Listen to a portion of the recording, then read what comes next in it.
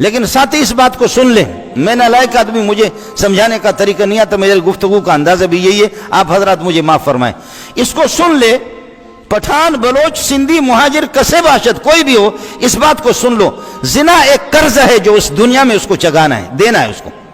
بس اس کو جب آدمی سنے تو انشاءاللہ زنا کی ہمت نہیں ہوگی، اس کو بدکاری کی ارادہ بھی نہیں کرے گا۔ یاد رکھ لینا، جو کسی کی ماں اور بہن اور بیٹی کی عزت کو لوٹتا ہے، تیار ہو جائے، چاہے اس کو پتہ چلے یا نہ چلے، اس کے مرنے سے پہلے اس کی بیوی، بہن، بیٹی، کسی کی عزت ضرور لوٹے گی۔ یہ میں قسم اٹھا کے کہتا ہوں آپ کو، وہ جتنا بھی چوکیدار لگا دے، گن مین دائما لگا دے، پہلے وہ چوکیدار خود ہی کام کریں گے اس کا۔ جی ہاں، یہ جو آپ سمجھیں گے کہ جو ظالم شراب نوش طبقہ ہے، جو شراب نوشی کرتے ہیں اور جو لوگوں کی عزتیں لوٹتے ہیں اور غریبوں کی ماں اور بہن بیٹیوں کے ساتھ، اللہ کی قسم کوئی بھی ان میں سے محفوظ نہیں ہے۔ یہ پکی بات ہے، پکی بات ہے، ضروری نہیں ہے کہ اس کو پتہ چلے یا نہ چلے، اس لیے توبہ کریں، اللہ کی طرف رجوع کریں۔ ظاہر ہے کہ انسان ہے،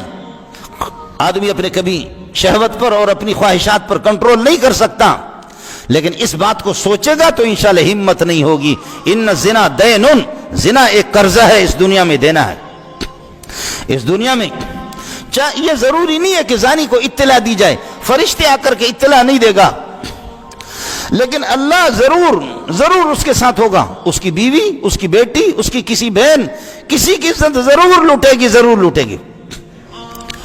ہاں توبہ کر لے، اللہ اپنی بارگاہ میں توبہ کو قبول فرمائے، اللہ معاف فرما دے۔